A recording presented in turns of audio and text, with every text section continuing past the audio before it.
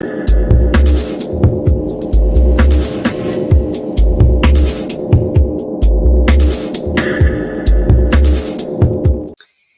everybody, we're live. Welcome into the Flippin Hippos YouTube channel. I'm Star, and with me today is Stuart. Yep, just Stuart, no Amy yet. Hopefully she'll show up, but she is at work, so I don't know if she'll make it or not, but we'll see. We put her on the thumbnail just in case, so you're not like, hey, who's that lady? What's going on? But this is Stuart, and his business is called Franklin Hill Ventures. We met in person at Camp List Perfectly, and we know each other through listing parties, and I guess that's mainly the community where we met, right? Yeah, I mean, I knew of you by going to the Boss Reseller Remix. You were always somebody on stage, and I was, like a peon out in the audience, and so that's where I first got exposure to you, was from the Boss, from the first two Reseller Remixes, I guess, and then we met in person at Camp Listing Party, and have done a lot of talking with each other on different listing parties as well. So, yep, and we interact on Instagram.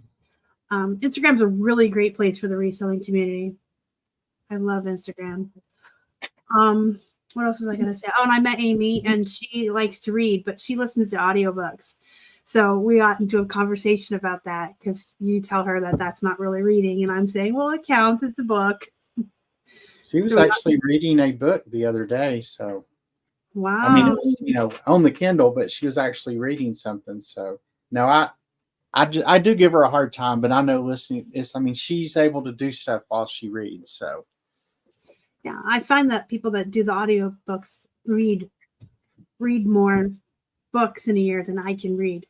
I do all my reading on the phone. I have a library app, so I could check out 1 million books for free, which if I paid for my books, I'd be broke. Yeah, that's what Amy does. I don't know if you have what she does. Whatever her library app, she actually has library cards at not just the Knoxville library here, but Miami, and I can't remember what other ones, but there's 3 or 4 that she gets books from. I have one in Tampa still, and one here in Pittsburgh. Hey, long-time viewer, welcome in. So I'm going to start asking Stuart some questions. If you guys have questions in the meantime, go ahead and throw them in the chat. I will always stop my interviews to answer your questions, because they're important if you're here live. Stuart has 3 antique booths. He sells a lot of vintage, China, hard goods, and ephemera. That's such a fun word to say. Ephemera. So if you have any questions about that, all you usually hear about on this channel is jeans and flesh. So I'm sure you want to learn about something new. And I guess I should preface this. I already told Stuart. There's hail and ice and snow and 30-mile-an-hour winds happening outside. So we hope that we don't lose the internet here or our power. But we'll just start now and hope that we get through the interview, right? I think going through StreamYard, though, if you get kicked off, I'll still be on, so I can hijack your channel, I think. You can hijack the channel. You sure can. Or you can hold down the fort till I can come back. But so let's start with just tell everybody a little bit about yourself, how you got started reselling. All right. Well, my name's Stuart, and I'm with Franklin Hill Ventures, and I'm here in Knoxville, Tennessee. And I've been reselling, my eBay account says I've been reselling since 1998. And that was actually Amy reselling kids' clothes back when our kids were little, is how she got started in that. And I've always been kind of a hustler my whole life, even going back to elementary school and junior high. I would take brownies that my mom made and sell them at school. Or when I got in high school, I'd stop at the convenience store and buy jawbreakers or things like that and sell them to other kids at school. So, but when I got out of college, I opened a sports card booth at a flea market in Nashville. And that was kind of my first exposure, I guess, to reselling, not just selling stuff to friends. And then my brothers, I have 2 brothers, and they also resell. And we were always in competition to see who could find the best stuff at yard sales and, resell it on eBay. At the time was the only place I was selling. So So yeah, I mean, I've been doing it a long time, and probably 7, 8 years ago is when I got into kind of the antique booth world and have expanded my empire, so to speak, there. We have 3 locations with the equivalent of 6, well, almost 7 booths now, because we just picked up a really huge showcase at one that is like another kind of rent that we pay. So that's kind of in a nutshell how I got started. And now I sell on eBay plus 5 other platforms plus Whatnot plus a new platform called Knickknacks. So What did you used to do? So before I became a full-time reseller, and I've been full-time reselling for 3 years, and I will preface that I still do some IT consulting for hospitals. So I picked up, started doing that a little bit last year to kind of supplement my reselling income. So, but for the most part, reselling is where I make my money. And before I left my job, I was working at a hospital in Chattanooga as a project manager. And then, I mean, I've always been in IT pretty much since the early 90s, ever since I got out of school. And I've been everything from just, data entry person to an IT director and then project manager when I left my last job. So cool. Keith was an IT guy too. So what's your favorite thing to sell? Probably ephemera. I mean, any paper stuff. Yeah. For anybody who doesn't know, ephemera is just in its strictest definition, it means anything that was made that was not meant to be kept. So, like flyers and letters and postcards and things that were supposed to be thrown away. But, it's kind of come to encompass anything that's made of paper. And then you even get, into some gray areas of things that aren't technically paper, I guess. But I like ephemera because of all the stories. When you're looking at pictures, I mean, you may not have any information about that picture, but you can come up with the story in your mind, or when you're reading a letter, just it's a lot more interesting than, say a vase. But so that's probably my favorite thing to sell. I probably still sell the most just antique and vintage hard goods. So a lot of China, so much so that my wife calls me the China King of Knoxville. So that's one of my better items, because not a lot of people like to mess with it just because of shipping. And, and it's not like you can't sell it for a ton, but you can get it so cheap. So did you teach yourself how to package it and ship it and everything? Yeah, pretty much. I mean, and it's not rocket science. It's just, a lot of people would say this is blasphemy, but I don't double box anything. I've never double boxed. I just make sure there's, I usually try to make sure there's at least 2 inches around on all sides. And I used to use a lot of packing peanuts, not so much anymore, except in very specific situations, just because of the environmental stuff. And they've gotten really expensive too, just because they're hard to get. And the packing peanuts I do use, I get from a tile place. So they're all recycled. But I mainly just use packing paper now. And so I just, trial and error. I mean, knock on wood, even when I first started, I didn't have a lot of breakage, but I certainly had more then than I do now. I mean, I don't remember the last time that I've shipped something that is broke. It's been at least, it's been over a year at least. But, I package it I package it to be punted in the mailroom. So I was just about to say, I have a friend who does a lot of hard goods in China and glass. And that's what she said when she was teaching herself how to pack. She took dishes she didn't care about, packed them, and she'd go up to her second floor balcony and throw it on the ground. And once it could survive that, she knew she'd done her job right. That's a good idea. That's kind of like the project you used to in school with the egg, where you had to construct the thing and throw the egg off the building. Yeah. And when she finally wasn't breaking anything, she's like, I've got it. And she doesn't double box either, just bubble wrap. Yeah, I mean, double box, there's nothing wrong with it. It's just really, it adds so much cost, because you're not only adding the cost of the materials, you're adding the cost of the weight too. Yeah.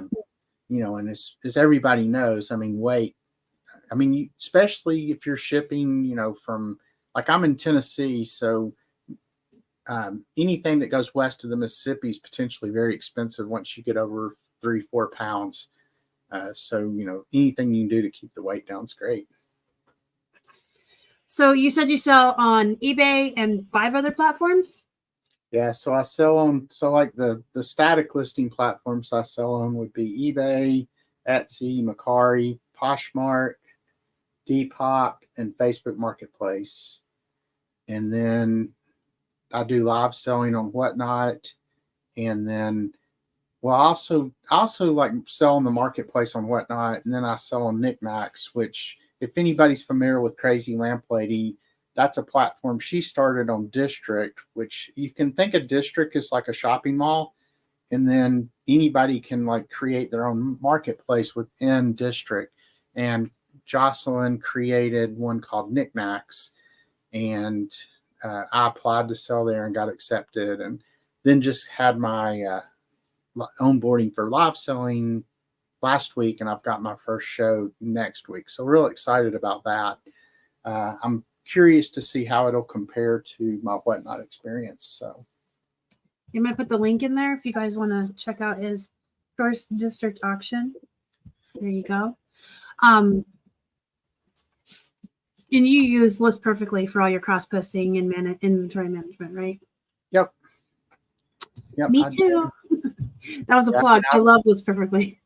Yeah, I mean, and List Perfectly, I mean, I can't overstate how much it changed my reselling life, just because I was always like, I never cross posted. I would list things to different platforms, but I was always so worried about things selling in, 2 places and just managing the whole process. And,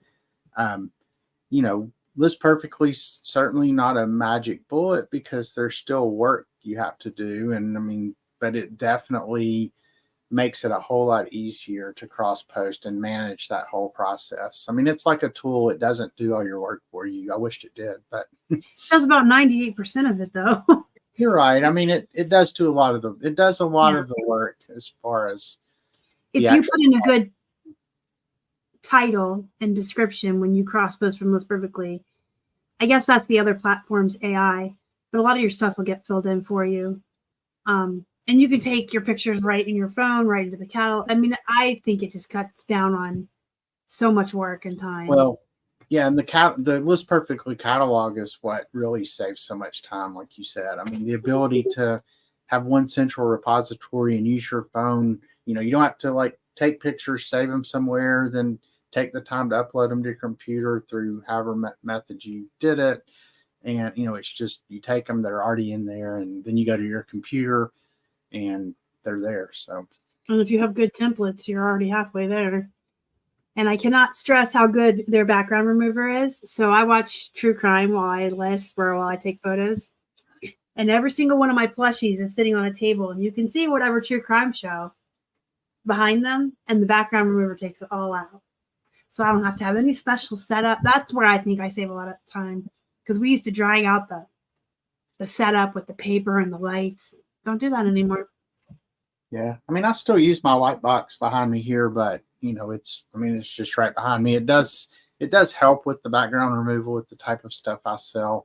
And then, there's certain times, because of like, I sell a lot of things that might be white or this or that, and the background remover doesn't quite work right. So it's already got a white background, and I can just up the brightness a little bit, and it looks almost like the background was removed anyway. All right, I'm going to ask you what your favorite platform is to sell on.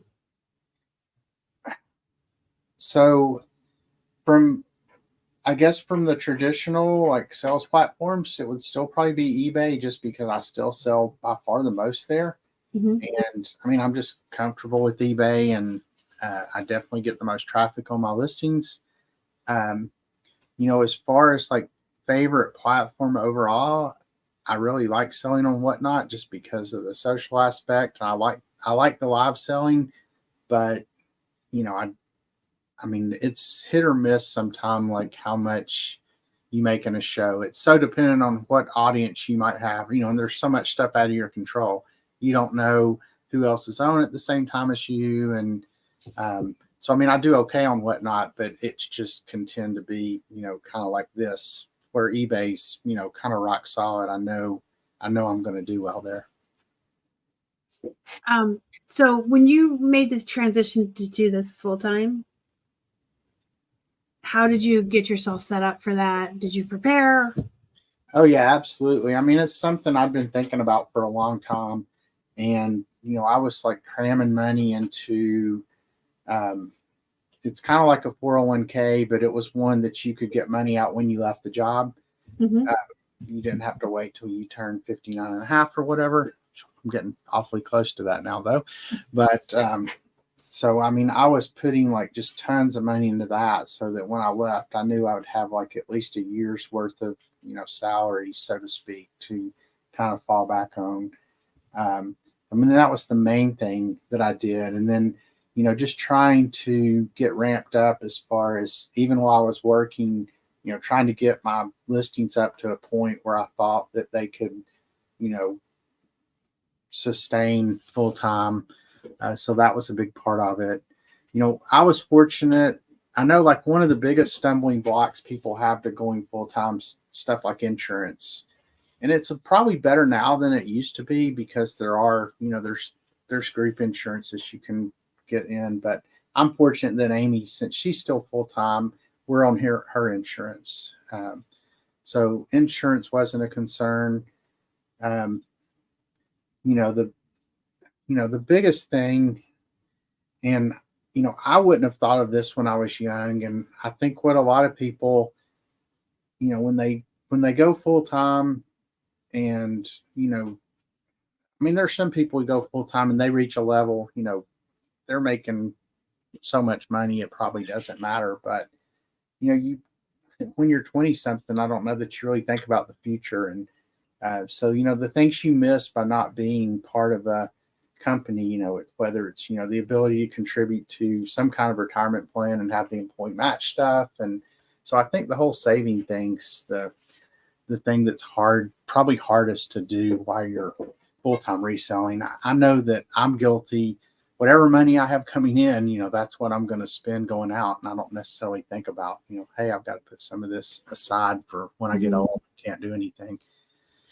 So going full-time later in life, I'm 56 now, so I was like 53 when I went full-time. So fortunately, I'd already built up a pretty good nest egg from however many years I had in the workforce. So would that be your advice you would give to someone who's trying to quit or wants to quit their job to do this full-time, is to have a savings? Yeah, I mean, me personally, I think you probably need to try to have a year's worth of salary because I'm still ramping my business up after being full-time for 3 years. I've got goals to try to grow the business, 20% every year. And, that's a combination of, growth on my existing platforms. And I try to add one new revenue stream every year as well. Like last year, I added my consulting stuff, and that was a really good bump in revenue for me. Year before it was Whatnot that I'd added. This year, I'm hoping it's going to be Knickknacks maybe, and we'll see how that goes.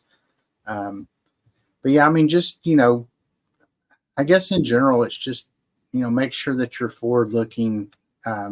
It's the same thing when people like want to get paid in cash for everything. That's all well and good, but you're not building up, of course, who knows if Social Security will still be here when, 40 years from now, when the people who are 20 now are looking to do it. But for me, it was a big consideration.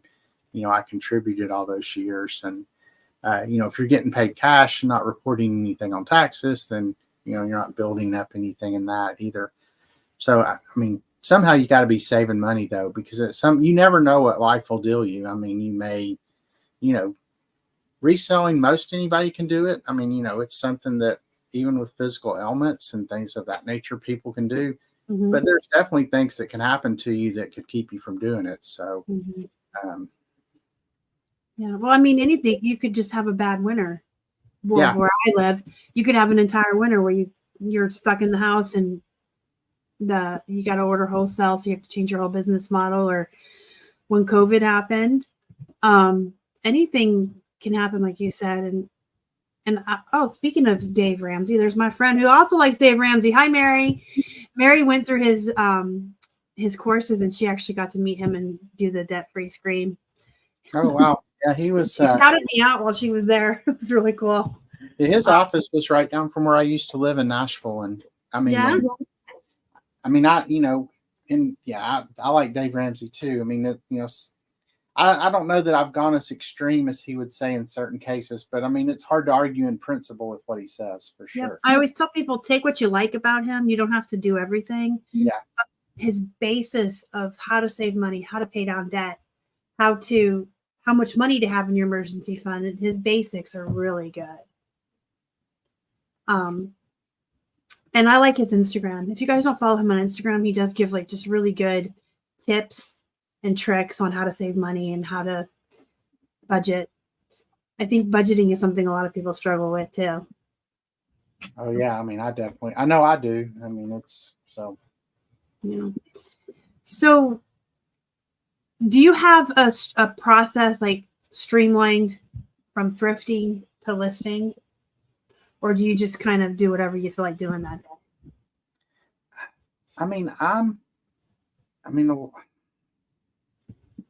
I've tried to get better. About like following a process, which would be, anything I get, I have to get listed. I mean, if Amy was here, she'd be the first to tell you I definitely don't always do a good job of that, as evidenced by the fact, just when I was still actively making YouTube videos, just go watch the YouTube video where Amy and I cleaned the garage out. And we did like one little corner, and it's stuff that, I just put out there. And I think anybody resells is guilty of this. And unless you've just got super self-discipline, most of my stuff, my stuff comes from thrifting. It comes from estate sales, garage sales, online auctions, and then just most of my stuff these days comes from like people calling me here in the Knoxville area. My grandmother died, or we're moving, just my name's gotten out there. So, I'll buy huge amounts of stuff at one time. And regardless of where you get your stuff, the temptation's always you cherry pick out the stuff that's easy to sell, and then you have all this stuff that's like just it's just drudgery to get it listed. And so I call those the I don't want us. Yeah. I have a pile of I don't want us. So, I had a garage full of that stuff, and, but as we clean the garage out, just this week I've been tackling, in the last 2 weeks, I've been tackling another section of the garage. And I've sold some of that stuff, like, $50 here, $20 there, $100 here. It's like you had a $20 bill, a $50 bill, and a $100 bill just sitting in your garage. And, if those bills were out there, you certainly wouldn't leave them sitting out there. So I've been trying to think of it more in that, vein that, hey, that's money sitting out there, and, I've got to get it listed. And I think, I can't remember who it was who had the process, when you're going through it, you put it in, one of three stacks. I'm going to sell this, I'm going to donate it, I'm going to take it to the dump. And I have been trying to use that, and it does help because, there are certain things that, the juice isn't worth the squeeze to list, and I just put that in the donate pile. And I try not to take junk to the thrift shop, but it's something somebody may want. And, how many listings do you do a day on average? It varies. Some, like the last couple of days, I've been doing somewhere between 10 and 20 listings a day. But I've since I have the booths, and I don't really count these as listings, but I have my area, where I'm taking stuff and putting it in the booth pile. If you count that stuff, I'm probably doing anywhere between 30 to 50 listings a day. And I guess it should count because it's just like going to an online marketplace. I'm just taking it to one of my physical marketplaces. So it really just depends. There's certain days I'll focus more on online, or like this week, starting today, I'm kind of focusing on loading up my catalog for my live show on Knickknacks next week. So, that's kind of time consuming. I think I've got 20 items in the catalog now. My goal is to have I want to have 50 in there by the time showtime starts. So, to be honest, I'm not like a micro goal person. I'm more like just, I want to grow the business by 20% this year. Mm-hmm. I want to, have X number of listings, but I don't really break it down. Then, I've got to list this much a day or do this. I just, I'm pretty self-motivated and self-disciplined. So I don't really need those micro goals. It's just some days I may list 2, then I may list 20, the next day. But I do try to list something every day. Like one of my goals this year, and some of it's out of my control probably, and so far I'm doing it. I want to have to take at least one package to the post office every day, every weekday, not counting Saturday and Sunday. Now, we'll be on vacation, but those days won't count. So far, I've taken at least anywhere between 5 and 10 packages to the post office every day this year. So, and sometimes more. That's awesome. So how do you decide? I've always been curious about this with people who have the antique booths.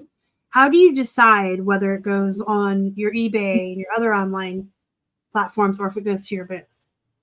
So some of it's easy. So if it's big, it generally goes to the booth. Okay. And just like I sell a ton of artwork out of my booths. And some of that stuff I could ship, but I can still generally get better money at the booth. Mm-hmm. Any big, like breakable stuff will go to the booth usually. Also, if it's got any kind of imperfections, I usually like to put it in the booth versus online, just because you can't return it at the booth and people can pick it up and see it. So, if it's got a small chip, it's really up to them to find it. Where if you're selling it online, it's up to you to describe it, or it's going to get returned. So, I might have something nice other than it might have one little flea bite. I just tend to try to only sell perfect stuff online. And so anything that has any kind of blemish at all will generally go to the booth. Furniture obviously goes to the booth. And then sometimes it's just kind of a gut feeling. I do a little bit of moving around. In fact, I think next week I'm going to go through some, like, if you could see, like over here to my right, well, you can see kind of behind me here. I have about 10 more of this kind of cube system. They're a little different than this one, but so, I've got, a ton of inventory here, and I do need to go through probably and take some of that stuff to the booth that's been listed for a while. Are you in your basement? I am. So I get no figure out if you were in an office or a basement.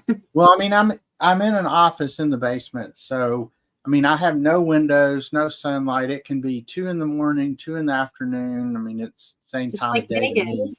Yeah, it's like a cave down here. So, it's good for working. But, I have to walk all the way out my office door across the basement to see any sunlight. So do you go outside once in a while? I do. I try to walk every day, at least, for 30 minutes or so.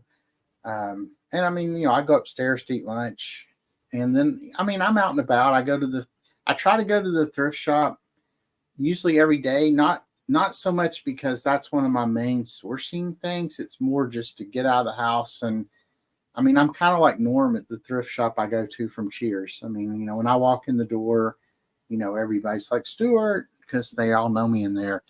And I always work real hard, no matter what I'm doing, to build relationships wherever I go.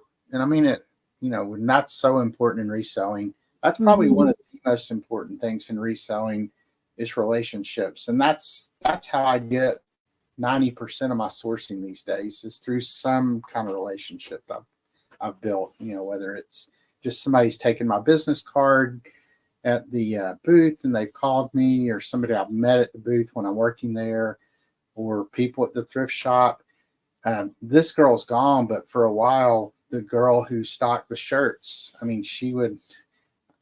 I won't say what, well, she's not there anymore, so she couldn't get fired anyway. But, she knew that I sold any band t-shirts at my booth. So she would like hide them in different places that you wouldn't expect to see a band t-shirt. Like she might put them with women's dresses and then when I came in, she'd like have to go find them all and bring them to me. And, or I got to know the guy in the back real well who did all the incoming stuff. And, I told him what I liked. And sometimes he'd wait to put out stuff till I got there. Like somebody brought in like a whole storage building full of records one time. And he told me the night before I happened to be late, he goes, "Hey, if you come in right when we open," he said, "I'll put these records out before anybody else gets there. And, you can have first dibs." And I think I bought like 600 records that day. So that's cool. So our Goodwill here used to have a cart that they would put at the front with 50-cent plush in it. They don't do it anymore. But years ago when they did, I got to know the girl there, and I don't want to get her in trouble. I don't think she works there either, but she would just take whatever plush. Like it was supposed to be specific ones that were clearance. Yeah. But when she knew it was my day to come in, which was Sundays, she would get a buggy and she would put all the Pokemons and the Disney and the Build-A-Bears and the really good ones in there. And then when she saw me coming in, she'd wheel that one out and go, wink really hard. "Here's your 50-cent plush." So relationships are important for sure. I need to learn about Plush. I know zero about Plush. So that's my favorite.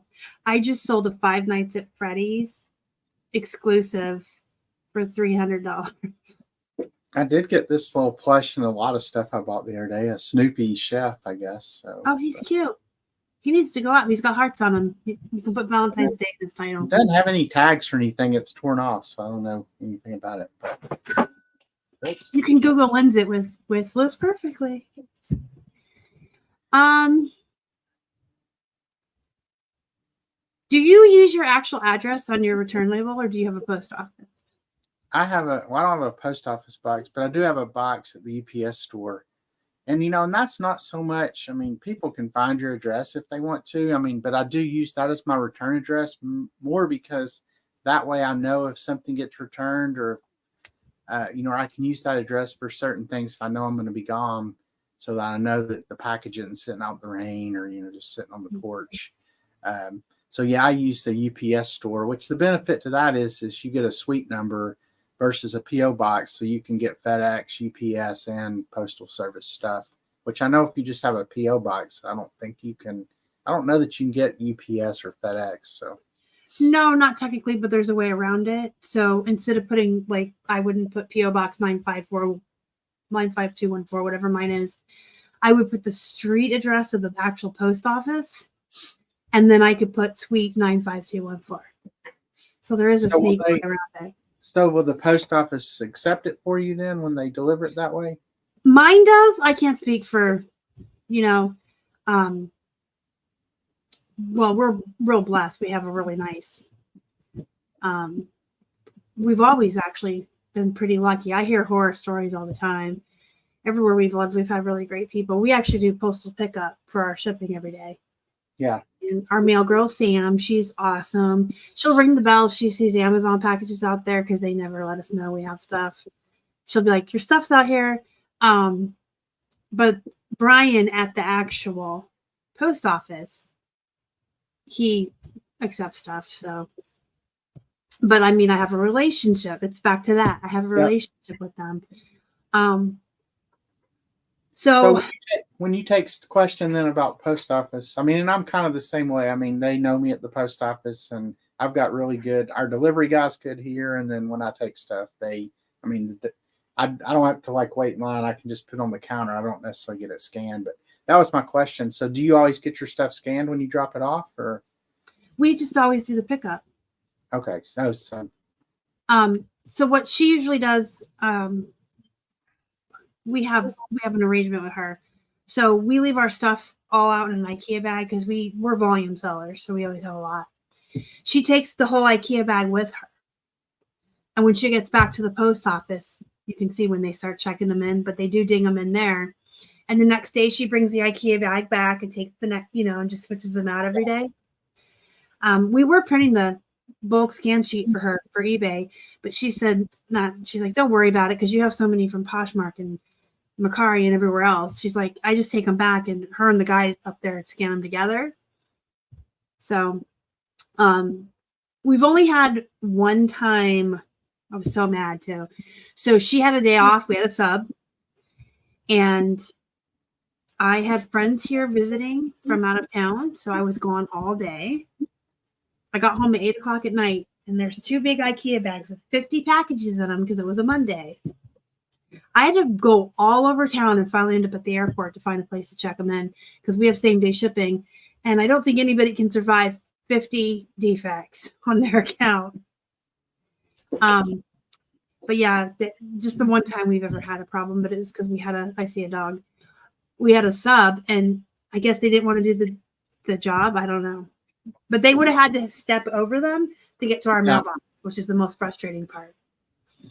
Yeah, I mean, the only time I don't ever wait in line to get stuff scanned, and I've never had an issue. I mean, the only time it ever becomes even a minor issue is around the holidays when, I mean, especially if it's ground, like priority mail, they generally will scan at the post office, but if it's ground advantage, I mean, they've got, I mean, if you go in the back, I mean, they literally have these during the holidays, because during the holidays, I'll just take stuff to the back of the post office and set on the loading dock. But I mean, they have the amount of packages they have back there. A lot of times they don't even get scanned till they get to like the destination post office, because if it's at the bottom, I mean, they're not getting scanned before they go on the truck because they're just taking that whole thing. So, so I will have occasionally, you'll have people, hey, have you not, I see you created the label, but it says it's not, shipped yet. So just be patient. It'll get scanned at some point, and it always does. So, yeah, she scans ours every day. They must have a way of checking because you have to schedule your pickups on their website. So I get the email every day when I can hear her out there, and then I get the email, which means she must have checked in that she picked him up. But then about an hour later is when I start, like I can tell because the Poshmark ones start alerting me that they've been checked in. But yeah, we do have a post office. I know you said anybody can get your address, but I watch a lot of true crime, so I don't make it easy. If you want to murder me, you got to do your research. You got to be a detective. I'm not going to make it easy for anybody. Well, I mean, I do a lot of, like all my Facebook Marketplace stuff. I mean, I just do front porch pickup. So, but. No, sir. Police station. So how do you feel about social media for reselling? And then how do you feel about it for community? I mean, I think it's definitely important in reselling. I mean, just, it's free advertising basically. Now, so social media in general, I think is probably the worst thing that happened to like humanity, just because TikTok. I mean, I don't want to spend a lot of time on it, but it emboldens everybody to basically, say things that they would never say to somebody in person, or, post stuff. And I mean, it just makes it too easy to, post this or post that. And then of course, everybody believes everything they read on social media. So in general, I don't know that it's been a good thing there's a lot of positives too, obviously, but yeah, I mean, I love it for, posting pictures in my booth. And I make a lot of sales like in my booth that way, because people will message me, hey, how much is that, rocking horse you have in the corner there? How much is this? How much is that? So, it's definitely, if you don't have a social media presence and you're trying to be successful in reselling, it's definitely something you should look at, because it doesn't really cost you anything. And it's, whether you're sharing your eBay listings or posting pictures of your antique mall. So I feel like it's really important for community, and like how you said, you're down in your hole there with no windows by yourself all day. sometimes it's good to have community. And if that means being in a Facebook group, being on Instagram, going to listing parties with List Perfectly, I do think it's super important to connect with other sellers so that we're not always by ourselves. Yeah, It's a very absolutely. lonely job. I mean, reselling can definitely be a lonely job. And I think, things like if you're a List Perfectly subscriber and you can go to listing parties, that's a great outlet to meet other people, or, like you said, the different Facebook groups, whether it's Boxery, Reseller Remix, or the Reselling Resort, or whatever, the one that Dom, Primetime Treasure Hunter, runs. Or the Flippin Hippos reseller pod. Or the Flippin. Yeah, I guess I should have mentioned yours first. So, but yeah, I mean, whichever one, those are good outlets. And, if you ever have the opportunity to go to an in-person reselling conference, I would highly recommend that as well.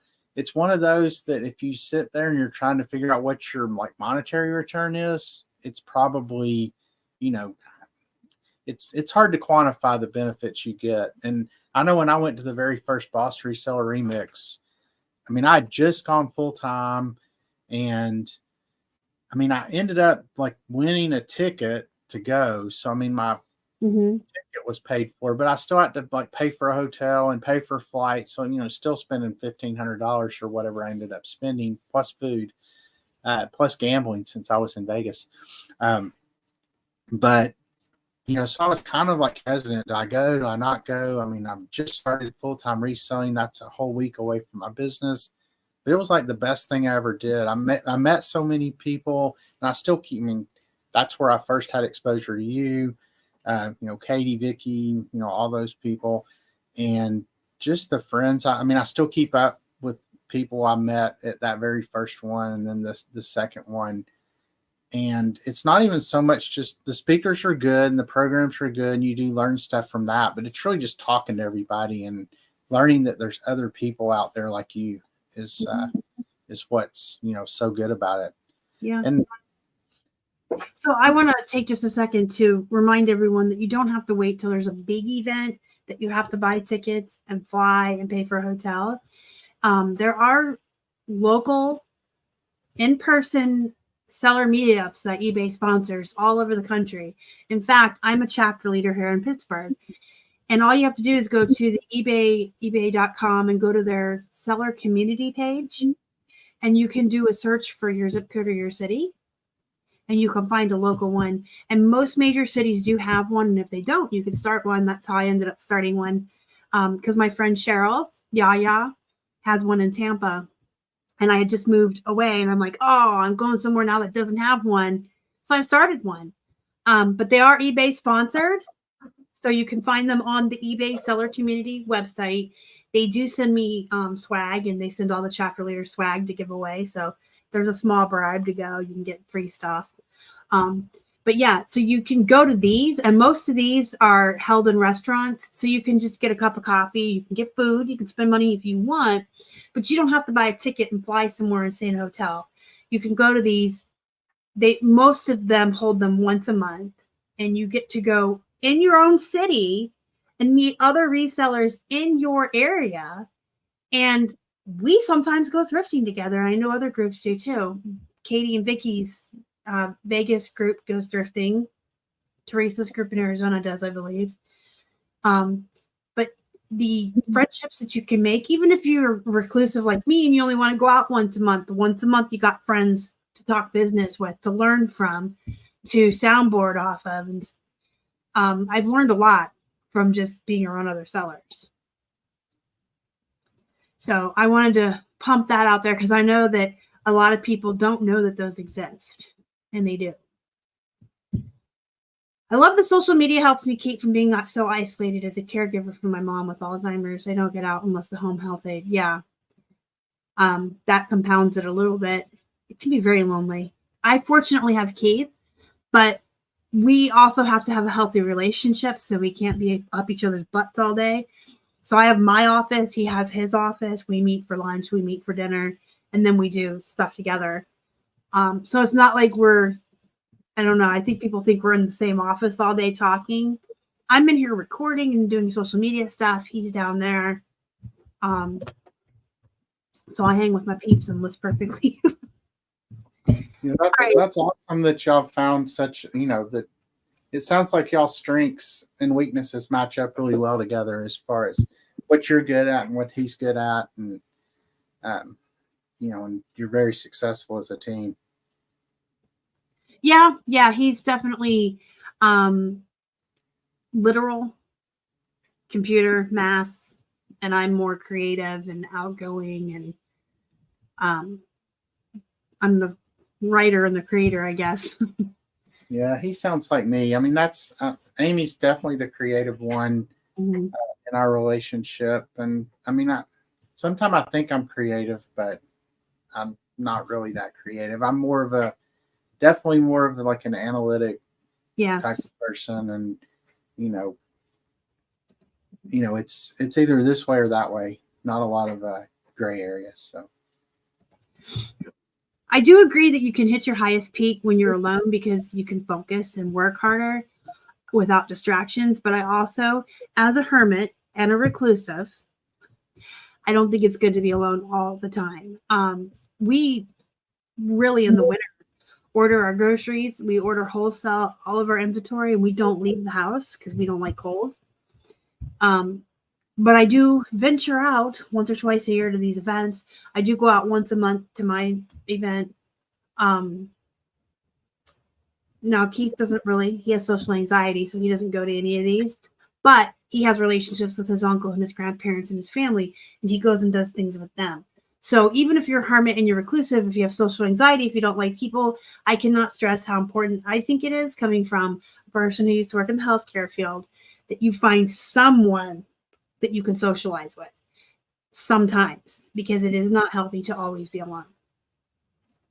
It is amazing how the world's geared now towards being a hermit. We're the same way. I mean, we have the majority of our groceries delivered, and not just in the winter, year round.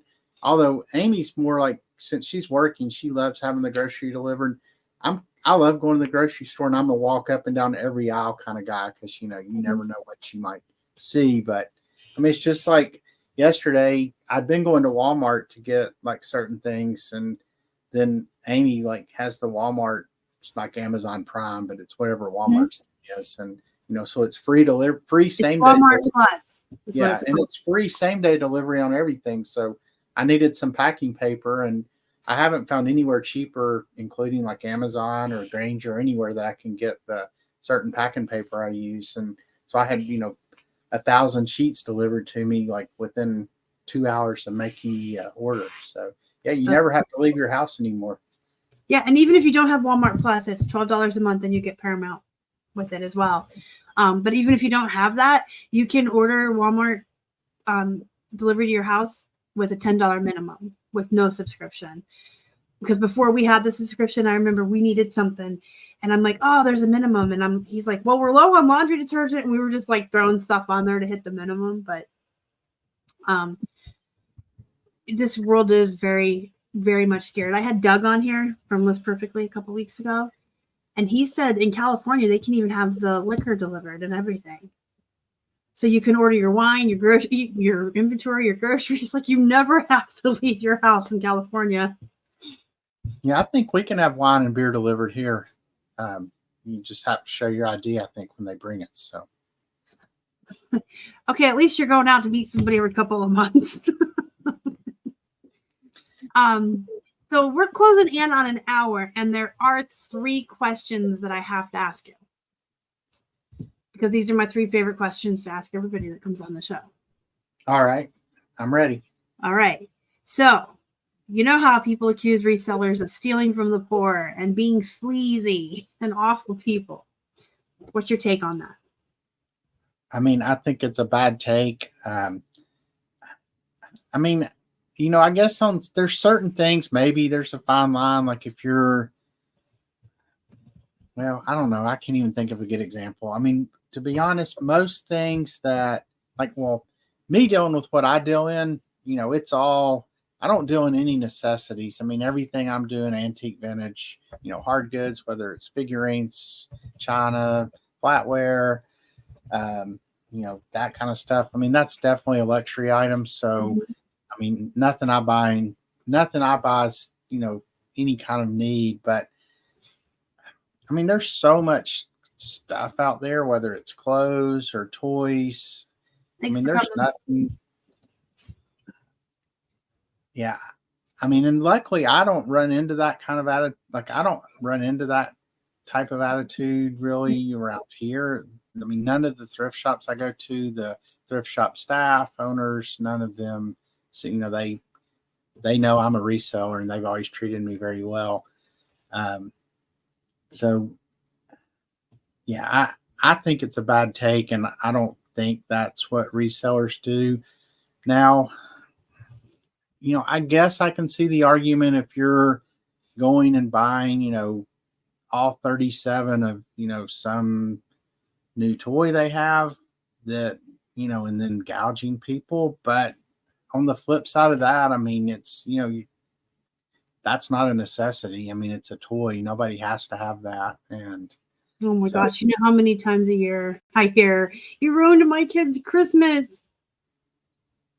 Well, I'm glad that you're raising a materialistic child. That's awesome. Yeah, so I mean, I guess like if you're doing it with food maybe or something like that, but that's technically illegal. So yeah, I know. So no, I mean, most resellers don't deal with any this. Now, I guess the examples you saw like during COVID where people were like buying up all the hand sanitizer, doing that. Yeah, I have a problem with that. And the justice when that was most everybody did that got stuck with it, because and then it didn't have any value. But yeah, I mean, as long as it's not food or some health dependent thing, then yeah, I don't see any issues with what any reseller does. Because yeah, I mean, nobody has a right to the latest toy or this or that. So, well, and anybody can do this. You said that at the beginning. Anybody can be a reseller. So yeah. If someone's going to be mad at me for doing this, I feel like they're just being salty because I'm probably in a toxic job and they're unhappy. And I'm living my best life and they're jealous. Well, and most, people tend to think that, you're like getting like filthy, stinky rich off this. And, that's not the reality either. Especially the kind of stuff I sell. I mean, I'm, glassware and things like that. I mean, it's a really depressed market now. So you can get it cheap, but you're not going to sell it for a lot either. Yeah.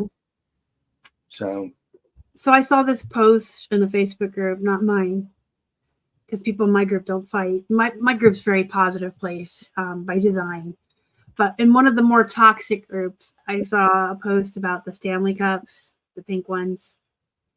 And someone showed a listing where someone had sold it for a couple $100. And people were attacking this person. And then people were coming in and saying, you do realize that a Stanley Cup isn't a necessity. That you reminded me of that. Like anybody that's willing to pay a couple $100 to get a pink cup for their collection probably has a couple $100 laying around as discretionary money that they can just spend. It's not like you going to Target and getting the cups and reselling them is like taking all the formula or the baby food. But people were so mad about it. And it's like, people that buy stuff like that have that kind of money anyway. So I don't see the problem with it, but I think people see what we do and they either don't understand it or they're just jealous. Because most people, let's be honest, are in toxic jobs, unhappy. I mean, and I do think that the plus side of what resellers do far outweighs any true negative or even any negative connotation that might be out there because of just, I mean, there's so much stuff out there. And I mean, if it wasn't for resellers, it would, I mean, the thrift shops couldn't handle the volume. If it weren't for the people reselling online and, reselling in other places, I mean, thrift shops already get more than they can handle. So if you didn't have other, like all these individuals doing it as well, I mean, our landfills would be like mean, they're already taxed, but it would be Yeah, even and worse. they're already sending tons of stuff at the end of every month into the bins and everywhere else. All right, so on to a more fun topic. So this, as So that was preface, kind of heavy, wasn't it? I like to ask it though, because some people get real passionate about it, and some people are like, if I'm stealing, I'm paying my bills. Who cares? Yeah. I mean, and I don't think about that question very often, just because the market. I mean, you know, I'm definitely not. Nobody's ever telling me, you know, hey, some poor person wants that china you just bought. You know. No, I get all the So, time. Like, I'll have a cart with 100 pairs of jeans on 99-cent day, and oh, you must be one of those resellers. And I'm like, yes, I am. Thank you very much. And I just left 500 more pairs over there that are 99 cents. That the poor people, like, if you honestly were in a situation where you were so poor that you thought I was taking clothes from you that you could afford, you would just buy what I left behind. If it's about brand, then you're not poor, because beggars can't be choosy. That's what my mom taught me. yeah. So if I left behind the Walmarts and you don't want them because you want the Miss Me's in my cart, I can't help you. You're not really poor. Yeah, I don't ever see the racks. I don't ever see the racks empty at thrift shops. That's for sure. So no, they're always full. Okay, so I also on this channel I teach a lot and promote a healthy work-life balance, because I think that's super important too. Obviously, if you don't have the balance, you're either not working enough and you're farting around, or you're becoming a workaholic, which isn't healthy. So, what do you do, like, to unwind or for fun? and of course it's a, you know, it's a little different for like Amy and I with where we are in life. I mean, you know, we had 4 kids and they're all out of the house now. So but you know, mainly it's just like Amy and I eat dinner together every night, you know, regardless of, well, I mean, there's some exceptions, like if she's got something like with friends or something, but for the most part, you know, we always eat together and we generally watch Seinfeld or whatever. Like that's what we're on right now, Seinfeld. We're watching all those episodes, but we usually got some TV show that we're watching. You know, we try to eat Mexican once a week, so that gets us out of the house. Wednesday night's our Mexican night. Tonight's Culver's night, so we'll go get ice cream tonight. And I mean, and then like on the weekends, we generally watch football together, or basketball, or whatever happens to be the sport of the season. You know, it's definitely changed because, you know, 10 years ago, like my youngest kid is now 22 now. And then my oldest is 27. By the way, we found out we're going to be grandparents. So my oldest daughter's pregnant. So Congratulations. our first grandkid, we're so excited. We just wish she didn't live in Houston because it's so far away. But yeah, I mean, it's really just, we try to do stuff together, I guess, is all those words I just spouted out is, you know, we try to do stuff together. Because I mean, during the day, I mean, she works really hard at her job and I work really hard here at the reselling stuff. You know, it used to just be kind of built in. In fact,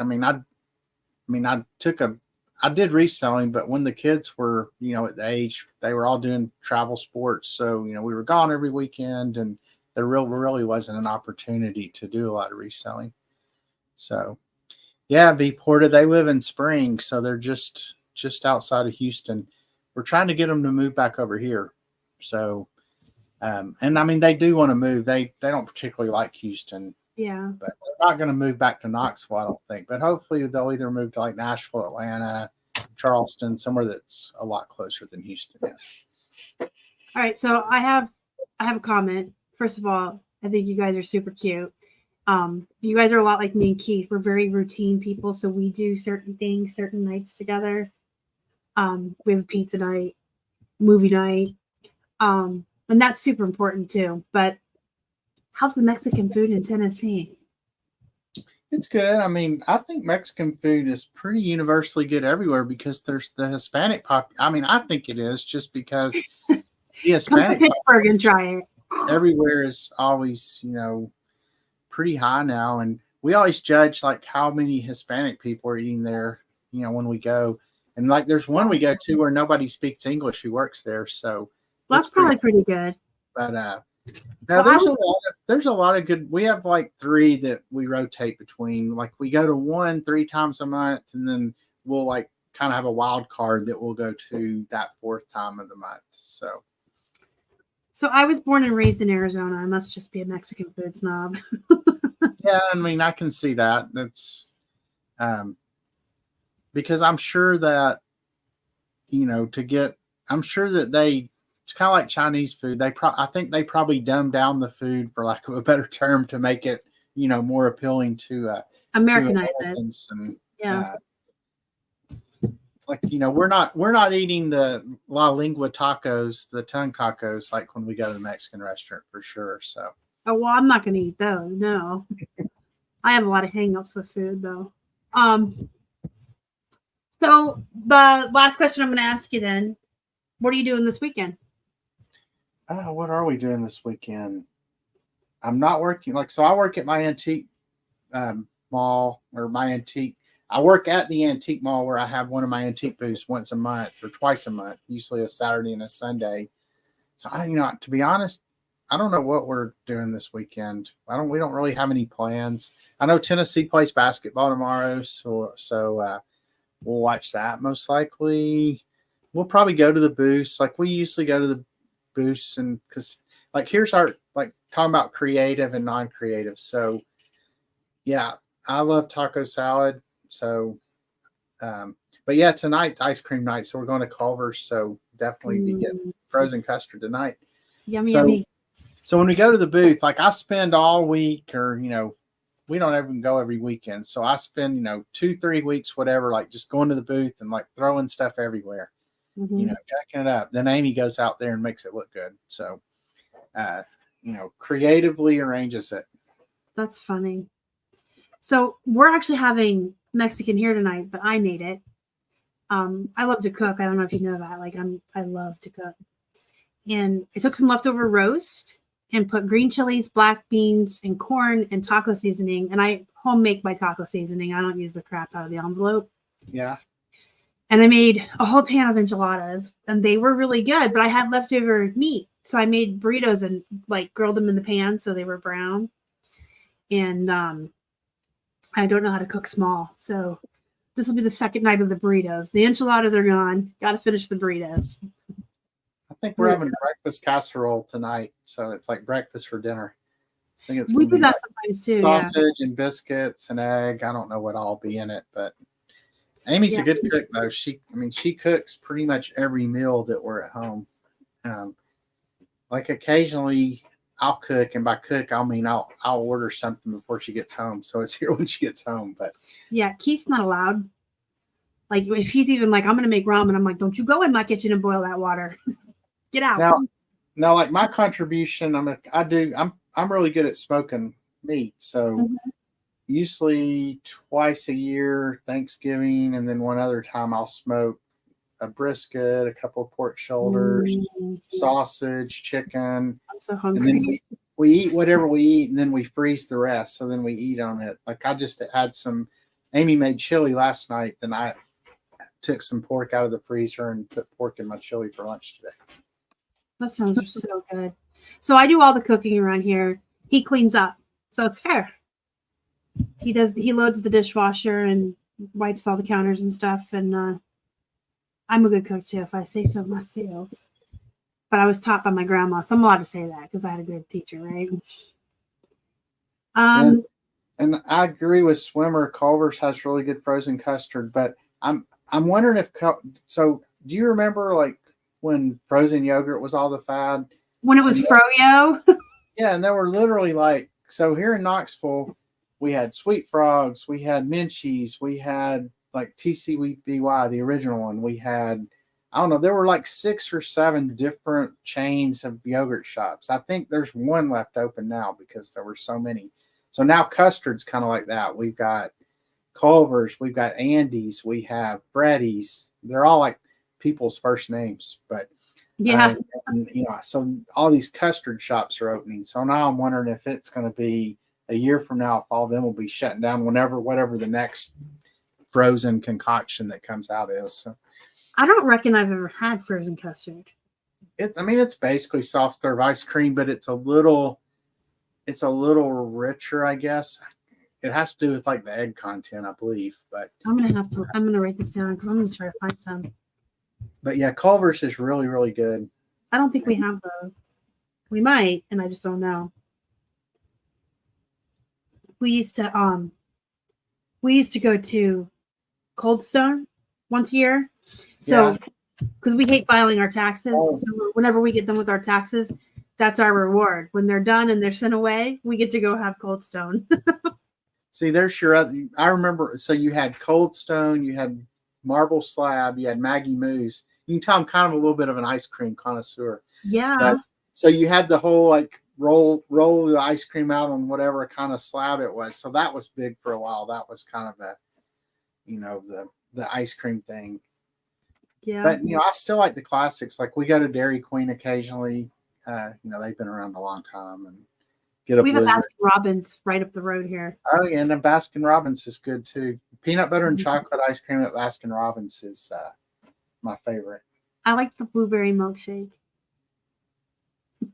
Isn't it funny? We have like a different favorite everywhere, and you can tell. I can tell you my favorites everywhere. All right, so we've been here for about an hour, so we're gonna wrap this up. I just want to say a big thank you to Stuart for coming on today. I appreciate it. I know that time is valuable, so you coming here is important. And everyone that watched us, thanks for taking time out of your day. And if you're watching the replay, we appreciate that too. Don't forget to hit the thumbs up. It does help out my channel and the algorithm. Just like eBay, you have to feed the dragon. Do you have any last words of wisdom for the people? I was looking at the chat and I saw V Porta plays. I guess she's saying she plays pickleball for recreation. I played pickleball for a while, but what I found is that when your body says you can do things that your mind says your body can't back up. Like I'm really competitive, and I was constantly getting hurt playing pickleball because I know they say it's a game for old people, but I guess I don't know. So I had to quit because I kept getting hurt, and my brother did the same thing because he's really competitive too. And I may start playing again at some point, but I've got to let all my injuries heal first. So, but it's a great sport. And I don't even know what it is. My doctor did say that he said they see more pickleball injuries now than like anything else. So, because I think it's all people my age trying to go out there and, do too much. So, no, as far as last words, I really appreciate you having me on. I enjoyed it. And anytime you want to have me back, and maybe next time we can get Amy. I don't know if weekdays are just hard for her because she usually doesn't get home till 6:30. So I was hoping she'd make it, but I don't guess she did. Although she may have just walked in a second ago. But yeah. Well, I'll have you back on for sure. What I'm going to do is start rotating back through some of my guests like later in the year, but like randomly pull 2 out just to have one together. Yeah. I have people that clearly would match. Like it makes sense to have Doug and Josh from LP. It'd have sense to have you and Brian on together because you used to do an LP show together. But I just kind of want to randomly throw you in with a girl that sells jeans and have us on a panel answering questions. I think that would be really cool. So I'll definitely be asking you back. I need to come back on and learn how to sell plush and learn how to sell clothes. So that's pretty much all I do. Jeans and plush. That's all I do. So, all right. Well, we're going to let the people go, as I like to call them, the people. Thank you for watching. We appreciate you guys. Don't forget this weekend, it's super important that you take time out from work for yourself, your friends, your family, your pets, and your loved ones. Do not be a workaholic. It is not healthy. Even if you just go for a walk this weekend or dance with your dog, do something fun. I'll see you guys next time. I love everybody. Bye. Bye, everyone. It takes a minute to end, so I usually just sit here and wave. We're still on. Oh, it's not ending.